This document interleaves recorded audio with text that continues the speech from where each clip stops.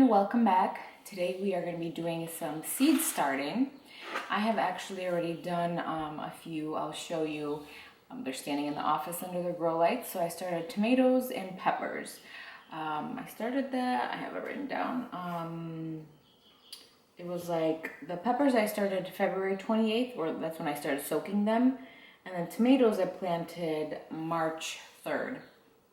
So peppers, I feel like I was getting a late start, but they always take so long for me to germinate and then to actually grow. So I wanted to get those started as soon as possible. And then the other night, I had my soil already mixed, and I just filled a bunch of these, what are they called? Seed starting trays. And I have these, they're so cute. I bought these, I believe from Bootstrap Farmer last year, and they're really nice. They're like a thicker plastic. They're like a 6 cell, and they're not too big, which is perfect for starting seeds. And then I also have this one, which I like to call like the honeycomb kind of one. I bought this at Walmart, I think, too, last year or the year before. I have 2 of these, I believe. There's some behind me, and we'll see whatever fits in here. I have a bunch, as you can see, there's a mess on that table behind me. The other night I sat down and just pulled out whatever seeds I wanted to plant this year. I have so many, and some I'm sure probably I am late getting started on, but it's always overwhelming for me every year to start. It just feels like such a big task. I'm sorry, I don't know if you could hear the chicks chirping. They're getting really loud. But it always seems like such a big and overwhelming task, and I just keep telling myself, just do it, just start it. Once I get started and get the ball rolling, then I'm like, okay, it's not so bad. It's just, it feels overwhelming. And so I keep watching so many videos of people talking about how they organize their seeds and how they kind of plan out when to start them and how many they want to plant. And again, that sometimes feels overwhelming. But I think if I do it one year, I'll have like a list or kind of a chart to go off of for the next couple years. And so I feel like one of these years, hopefully it's this year, I just need to sit down and kind of make a list of what I want to plant when. I mean, I kind of write everything down. I finally started like a little journal or notebook, and I try to keep track of when I start things, when they germinate or sprout, and then when I plant them out into the garden. And I also try to keep a list of like things that I've canned that year, so I know how much produce. But it's hard. I mean, if you're really on top of it, maybe you'll be able to keep, I mean, some people do, like they'll weigh their produce and know exactly how many pounds of peppers they got or potatoes, and I'm not there yet. I'm trying to get there, but I just do what I can. It's just the 2 of us, Eddie and I, but I would like to get to a point where I'm able to keep track of how much we grow and know how many things I need to plant, or quantity wise. But I don't know, I'm not there yet. So I just want to let you know, I know it could be overwhelming. And I follow a lot of like gardening and homesteaders on YouTube and Instagram. And sometimes watching that can get overwhelming too, because you feel like they're already starting and you feel so behind, or like, wow, they have their stuff together and I have no clue what I'm doing. But you know what? It's everyone does it at their own pace. Everyone has their own way of doing it. You don't need to buy these cute pink containers. I'll show you in the office. I've just used empty lettuce containers from when I bought lettuce or spinach, whatever. I've used those because it's perfect. They come with a lid. I just cut some holes in the bottom. I'll use that as a starting container. You could use like solo cups, reuse them, wash them out, put some holes in them, whatever containers you want to use. They don't have to be like cute pink ones. This just makes it a little bit more fun. And the nice thing about these is I can reuse them year after year because they're in like a nice thick plastic. But anyway, so yeah, I just want to say, if you are overwhelmed, you are not alone, because I am too, even though I've been doing this for a few years. For every year, it just, I don't know, like I love it, I enjoy doing it, but sometimes just it can seem overwhelming. So I do want to get my lettuces and the cabbages. Again, I probably should have started this a while ago, but I'm doing it now and we'll see what happens. So I just have like just some plain lettuce, spinach. Sorry, I should show you. Some pink Chinese celery. I grew this last year. Dark opal purple basil. I'm going to try growing some of that. Some lemon basil, and then some cardinal basil. So those are a few of those. I also have some kind of like herbs and things like that. So this is hyssop, I believe that's how you pronounce it. Some lavender. I feel like I never really had a good, I've never had good success with planting lavender, but we're gonna try it. So I have the English tall lavender, and then I have some Munstead lavender, and some Southern Charm True Lavender. So we'll see how that goes. Hopefully I can at least get something. Next up, I have some Purple of Sicily cauliflower. Whoops. I also have some Copenhagen market cabbage. This kind of cabbage. I don't want to pronounce that name, but it looks interesting. And then I have some red acre cabbage and some all-season cabbage. And they're in these little bags because I got them from like a local nursery. They just put them in these little bags. Next up, I have like this white eggplant or squash and just a regular eggplant. And then for cucumbers, I know some people say it's best to just plant the seeds right into the ground because cucumbers don't like when they're when you mess around with the roots. So for example, if you plant them inside and then you're up potting them, moving them around, they really don't like any kind of stress or again you messing around with the roots. Some other plants, it's perfectly fine. Cucumbers are a little bit more delicate. So some people say it's best to plant them directly into the soil. I've kind of done both. I feel like for us here, because we do have a lot of garden pests because of our humidity and our weather, I like to start them indoors, plant them out, even though that does put a little bit of stress on them, and get them started as early as possible when it's still a little bit chilly here and it's not like the middle of the summer when all of our like garden pests are out. For me personally, I prefer to start them indoors and then plant them out, like harden them off, plant them out. But I kind of do a little bit of both. So I do have a few varieties that I want to try. I have just the regular National Pickling ones. I have these Muncher cucumbers. I really liked these last year. I think these were our favorite for Eddie and I. They're the ones that you buy at the grocery store, you know, you can buy a pack of like a bunch of little cucumbers packed in there. I feel like that's what it is. And we really enjoy those. They don't have like usually big seeds in them. They're small, they're crunchy, and they grow really well. At least for me, they did last year. So I want to plant, I feel like, a good amount of these. I say a good amount, but I don't have that much room in the garden. So I'm probably only going to plant like 2 of each variety, if that. So I have those. I have this Calypso hybrid cucumber, and as you can see, I have so many different companies that I've ordered from.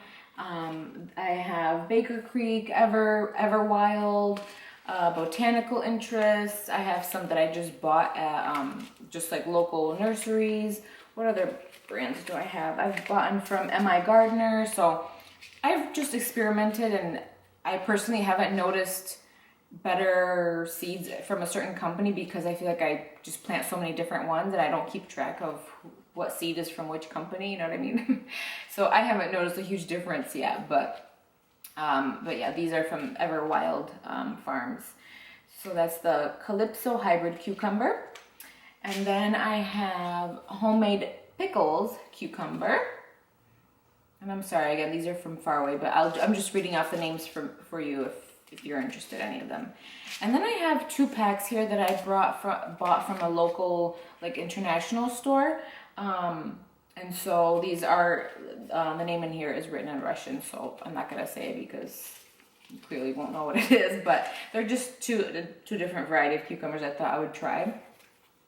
And then I have the Early Fortune cucumber, Chicago pickling, and then the Carolina hybrid cucumber. And so that's pretty much it for cucumbers. And then I also have a couple different zucchini squash. And the first year, I think when we moved here, I had great success with zucchini. I got so many, I didn't know what to do with them. And then the second year was like, I would get the vine borers. And then the third, fourth, the past few years, I've been lucky to get like 1-2 zucchini before my plant's gone. And so I really need to get these started as well, and kind of same thing with the cucumbers, get them going as early as possible so that hopefully I can get at least a couple zucchini before the squash vine borers get to them, because it's horrible here. And I try to use as little as possible of any of, even natural like pest control. But yeah, it's been hard. And I know there are some varieties that are more like resistant to those pests. So I've kind of ordered a couple different ones and we'll try them out and see. The first one is the Emerald Delight. Then we have the Black Beauty Summer Squash. I feel like this one's pretty popular. And then there's the dark green zucchini. And zucchini plants are pretty big, so I'll probably plant maybe one of each variety, if that. And then I have this cool Italian striped summer zucchini squash. And then there's this Costata Romanesco. These are interesting. I don't know if you can see the focus on, but it's an interesting variety. And then the gray zucchini. So that's pretty much it, I would say, for most of my like vegetables, I think. I do have quite a bit of flowers and other herbs that I want to plant as well. Let me go grab those. I think I'm just going to bring my camera over there and record it because there's quite a few and it's going to be tough to bring them here. I also did collect some seeds from a persimmon. I have one tree growing outside and I wanted to try planting some from seeds. So we'll see if I get, maybe I'm a little too over ambitious, but I do definitely want to plant some moonflowers. Those are beautiful. And then moving in here, I have some Cosmo seeds that I collected. I'm not sure what color. I think it was just from random Cosmos, but I do have these pretty yellow ones. And I do have quite a few other ones, but I just picked out a few that I really like because I have plenty in the garden that will probably come up from the previous years. They have self-seeded themselves. So I thought these were pretty. These are really cute too, like the pink. And then those seem really pretty as well. And I might plant a couple of these like in containers, not just the garden. We'll see. And then I have two forms of chamomile. I do already have some growing outside, so if I don't get around to these, I won't be too upset. I have some borage I want to plant as well. I planted this last year. Maybe some lemongrass, and then this tansy. These poppies, I probably should have planted these a while ago, so honestly, I'm not sure if I'll get around to planting these. These are usually good to plant, let me see. Sorry, the flash is on my phone. But they say fall or spring as soon as the soil can be worked. So I should have put these out a while ago. So I'm not sure if I'm going to do it, but I'm like, how pretty are those? I have quite a few other white ones as well that I wanted to try, but again, I'm kind of late on a few things, so we'll see. I bought this seed pack. I think this is from the dollar store, maybe. Maybe I'll do that. These daisies are pretty. Again, not sure if I'll do these, but I was feeling a little ambitious the other evening when I was pulling out seed packets. This, basically, it's like baby's breath is really pretty, so I do want to get some of that planted.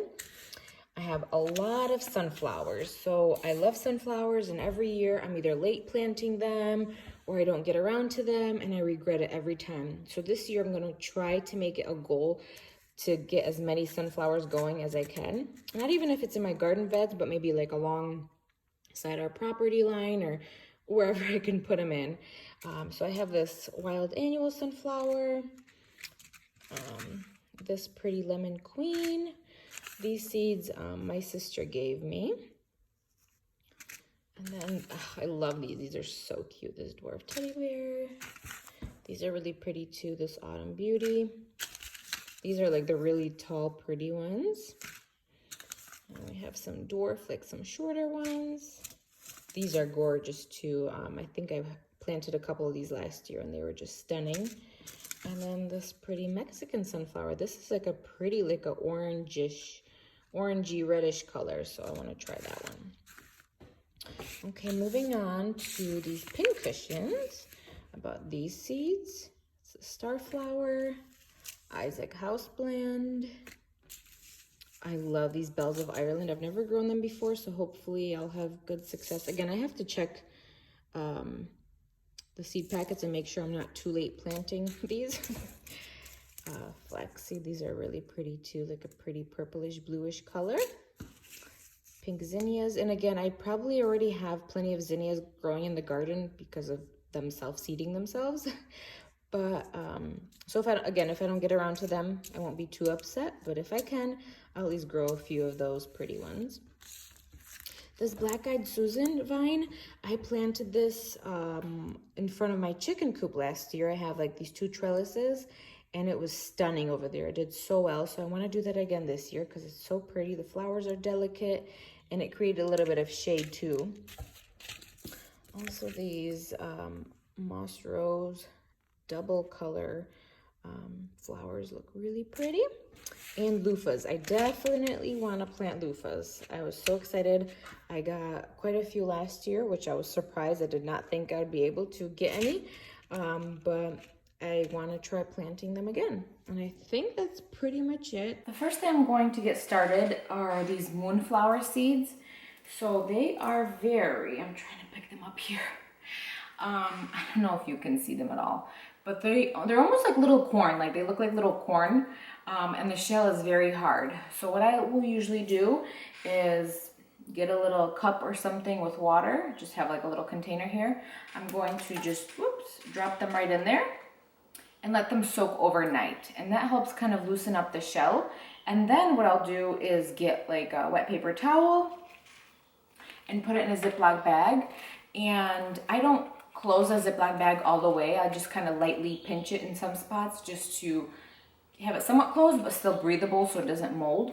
And I will put them in here and then let them sprout and then plant them in the soil. I feel like, especially with those seeds, because they are so hard, I do like to pre-soak them and then put them in the soil. But the next thing I'm going to do, I'm going to do almost the same thing with my loofah seeds, except them I'm not going to soak in water. So loofah seeds are like little black, they look like sunflower seeds. I'm sorry, I'm trying, show you. And I'm just going to get this paper towel wet, just plain water. I'm actually going to use this water right here. So this is wet. I almost squeezed like most of the water out of it. It's damp, the whole piece of paper towel. And I'm just going to lay my seeds right in here. So I hope you can see what I'm doing. To kind of fold the edges over like this. And I'm going to label. I know you think, oh, I'll probably remember, but you won't. Unless maybe you have an amazing brain and you will, but just better safe than sorry. Now the moonflower seeds that I just threw in that water, I definitely know those are moonflowers because there's nothing like that. But these, they can look like, you know, sunflower seeds. So I'm gonna label loofah. My Ziploc bag. Put them right in here. These do not need light to germinate. Well, see, some people I've seen, they'll tape them to like their windows, like actually just take a piece of tape, tape it on their windows. I've never really done that. I just put them wherever. There we go. So the loofah seeds I'm going to leave in here for a few days until they start sprouting, hopefully, and then I'll put them in the ground. So there's 2 things out of our way. The next thing I'm going to get started are like my cabbages, lettuces, my basil, things like that, because those can handle cooler temperatures, so I want to get them going as soon as I can. Our last average frost day, I believe, is like April 12th, maybe 17th. I forgot, I have it written down somewhere. So hopefully that'll be around, like our last frost, so I can plant these out before then, or I'm sorry, right after that. I was recently watching Becky from Acre Homestead, and she had hers labeled like this, and I was just like, why don't I try that this year? And so normally, I was just thinking about this, normally I wouldn't plant my lettuce indoors, I would directly sow outside, which I did plant some, and it did come up, but then we've had a couple frosts lately, so I don't know what's going to happen. So I decided I'm going to try planting some indoors. And also normally what I would do is I would usually pre-moisten my soil before I fill these up. The soil was like a little bit moist, but it has been sitting here for a few days, so it probably has dried out. And so I'm just going to do it this way this year.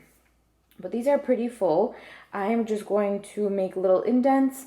You could either use like a tip of like a pen or something, make little indents.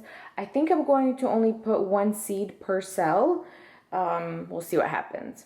And another thing to think about when you're planting your seeds like together in a cell like this or a tray, you want to try to keep the germination dates around like about the same. So for example, these seeds are like 7 to 14 days, some are 10 to 14, some are around 15, you know, so it kind of varies, but in the same proximity, because what I've done in the past is some germinate in like 6 days and some take like 21 days. And so you have some sprouting where you want to take off the humidity dome because your plant's are already getting tall, whereas some haven't even sprouted yet, and so it kind of can get, you know, a little tricky. And I mean, these do pop right out, but when you have like a flat cell where you can't pop them out, that gets a little bit more tricky. So most of these are similar because they are like lettuces, cabbages, some of the basils or whatever might take a few more days, but it's about the same days to germinate.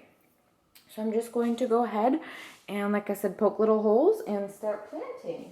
It is like 8:30 at night, so I'm sorry it is a little dark, but I'm going to just go ahead. And these don't have instructions on them, but this is also cabbage, and I'm sure it's similar, but you plant them a 1/4 inch depth. So I'm going to do that for these two. I'm just going to poke little holes, not too deep. It's like when I have so many seeds and they're so tiny, I'm so tempted to plant more than one in each cell. But it's cabbage. It takes up a lot of room in the garden. So if they all sprout, I'm going to feel bad just getting rid of some. So I'm just going to try and plant just enough. And I know some of these probably won't sprout, but still. All of the seeds have been planted. Most of the cabbages and things like that, I only put one seed. And then these, what are these? These are, the basil. I put 2 seeds in each little square, just because the basil, I use some of it in the kitchen, but most of it I like to interplant my tomatoes with basil. Just this, the scent of it usually repels pests. So I figured I will never have too much basil. And then the lettuces, and celery, the seeds, the seeds are like non-existent. It looks like dust. So that is just sprinkled all over. And same thing with the lettuce. There's quite a few seeds in each little square, but that's fine because that's kind of grows pretty small. So now I'm just going to go through and water everything. Oops, this is what I was worried about. Okay, I don't like that. And this is why I usually pre-moisten the soil. I don't like how it's pulling. I don't know if you can see. Well, I'm going to know for the next seed cell. So what I think I'm going to do is actually pour some water in the bottom and have it kind of soak up some of that water. And then once the soil is a little bit more moist, I can water it from the top. Well, there's a lesson learned. Learned from my mistakes. And that is why we usually pre-moisten the soil, so that this doesn't happen. I feel like all of my seeds on that lettuce just floated away, but it's fine. I'm going to try to leave it on here. And move on to the next one. Over here I have laid out all the seeds that I want to put in this tray. But what's interesting is this one that I was just trying to water and the water pooled on top. I took the empty one and thought, I'm going to pre-soak it and then plant. But the same thing is happening and the water is pooling over here as well. It's hard to tell, I know, but it's kind of soaked in a little bit now. So I wonder if the shape of the container is making a difference. Or like, for example, these are a little bit more square. They do taper down, but they are a little bit shorter and more square. Whereas these, they're really like, sorry, I know it's dark, but they're like a skinnier, kind of longer shape. I don't know, because the soil is the same. I mixed the same big tub of soil, and so I thought that was a little interesting how when I watered these, it didn't pool up. It just kind of, slightly, but then it drained pretty quickly. Where these, the water is still like sitting on top on some of these. So I thought that was interesting. I don't know if that makes a difference, but that was just my discovery. I did go through and label these ahead of time as well. Laid them out, what I want to plant in here. All of the seeds have been planted, and I'm just going to sprinkle some of this vermiculite I got this, I believe, at like Lowe's or Home Depot, but it's just like a very light, let me show you if you've never seen it. It's very like a light, fluffy, kind of like a, almost like a powder. It's not too powdery. I'm just going to sprinkle that on top. Okay. And then I'm going to go through and water it in one more time. I'm going to bring this and put it in my seed growing station and just cover it with a humidity dome, and I'll show you that in just a minute. I am over here in the office, and here is my seed starting station. The new ones I just planted, I think I'm going to put on top and move these to the bottom shelf. I'm going to clean all that off just because I have the fan going, and I can put the fan on the floor and it won't reach the top. I don't want that top to get any air until they start sprouting. But these, I turn the fan on just to keep them nice and strong, kind of go through with my hand, just to mimic if they were outdoors, and that kind of strengthens them a little bit. So in these two, I have peppers.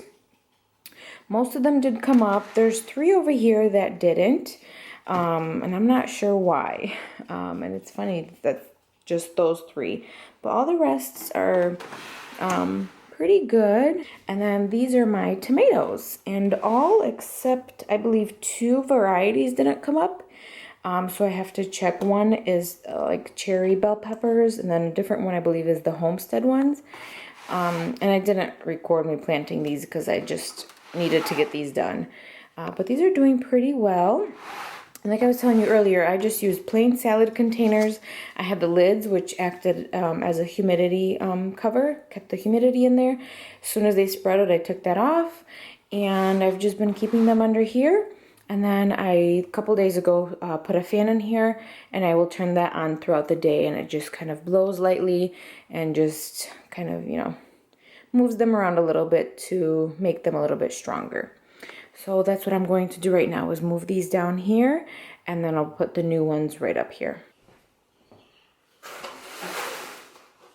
These don't need light to germinate, but I have the lamps on from when those were up there.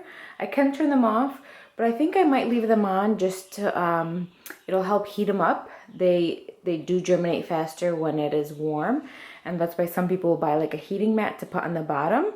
But I think I might just leave the lamps on and cover them, and maybe that'll help speed the germination up.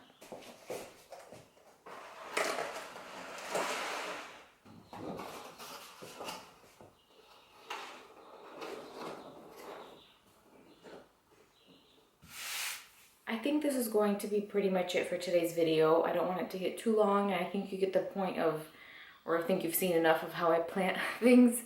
And again, like I said in the beginning, it's just however you do it is your way, and doesn't mean my way is the right way. This is just, I wanted to show you how I plant my seeds and what I do, and maybe it'll encourage you to plant along with me or to just get started. I don't do everything in one day because it does get overwhelming, but once you start, it kind of gets the ball rolling and you get more excited to plant the rest. But before we go, I want to show you something really cute. Oh my! So these are our babies. Are they so cute? Is okay? So these are one of our older ones, and this is like one of our babies. They're getting their feathers in, but I'm like, oh, they're growing so fast. They look like teenagers. I'm like, no. Okay. Say bye. Anyway, thank you guys so much for watching today's video, and I hope it gave you some encouragement. And I'm looking forward to this year's gardening season, and I hope your gardens do well if you are planting one. Thank you for watching, and I'll see you all next time.